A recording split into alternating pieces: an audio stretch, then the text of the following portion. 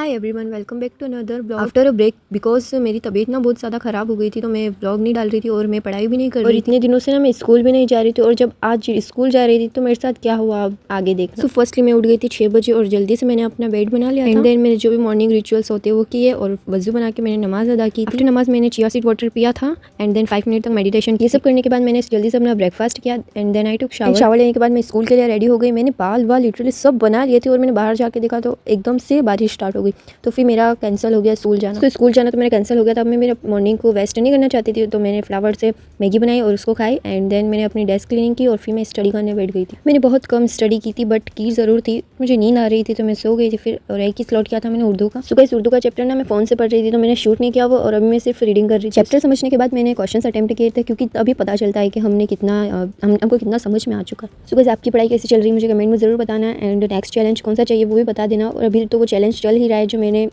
Community में post किया था कि कौन सा चैलेंज करूँ, तो मुझे पेंटिंग चैलेंज पर ज़्यादा वोट आए थे, तो वो चल ही रहा है। और अभी मेरी तबीयत बीच में ख़राब हो चुकी थी, तो मैं पेंटिंग वेंटिंग कुछ भी नहीं कर रही थी, इसलिए अभी पोस्ट नहीं करी मैंने, और अभी इंशाल्लाह मैं करूँगी। गाइस, अभी तो आपने मेरे चैनल को सब्सक्राइब नहीं किया तो किस बात की देर है, जल्दी से जाकर मेरे चैनल को सब्सक्राइब कीजिएगा। और जो भी आपको वीडियो चाहिए मुझे कमेंट में ज़रूर बताइएगा एंड वीडियो को एंड तक ज़रूर देखना गाइस, और लाइक भी कर देना। Already notes totally free. और मैं ये कह रही थी कि मेरे एग्जाम है 2 महीने बाद, और मेरे अभी तक आधे से ज़्यादा कोर्स बचा हुआ है सिलेबस, तो मैं जल्दी से जल्दी उसको ख़त्म करने की कोशिश कर रही हूँ। रोज़ चैप्टर पढ़ने के साथ साथ मैं रिवीजन भी करते जा रही हूँ, ताकि हम भूल ना सके और याद रहे, क्योंकि फिर लास्ट में सब कुछ भूल जाते हैं। अब जो हमने अभी पढ़ा वो भी और जो पहले पढ़ा, साथ ही हमारा टाइम भी वेस्ट हो जाता है, तो इसलिए रिवीजन इज मोस्ट इंपॉर्टेंट। तो फ्रेंड्स, मुझे ये भी बताना आपके कहाँ तक सिलेबस हो चुका है।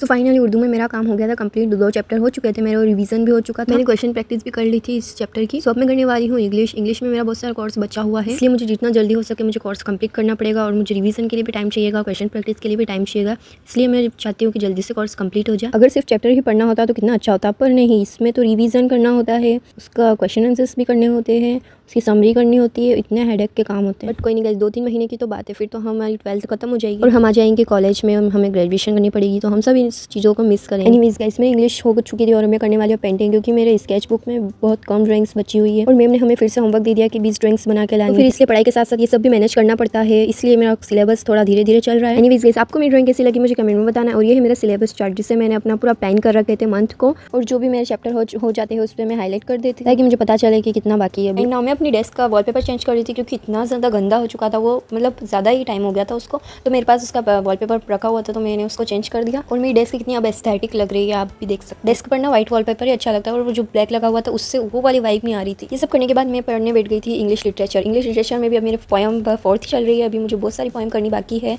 एंड थोड़े से स्नैक्स भी खा रही थी, उसके साथ मुझे भूख लग रही थी, तो फिर इस समरी वगैरह थीम और सेंट्रल आइडिया भी कर लिया था। इतनी पढ़ाई करी थी और मैं सो गई थी टू डू लिस्ट बनाकर। सो गाइस, आपको ये वीडियो कैसी लगी मुझे कमेंट में बताना, और आप सजेस्ट करना मुझे नेक्स्ट चैलेंज के लिए। Thank you for watching, bye.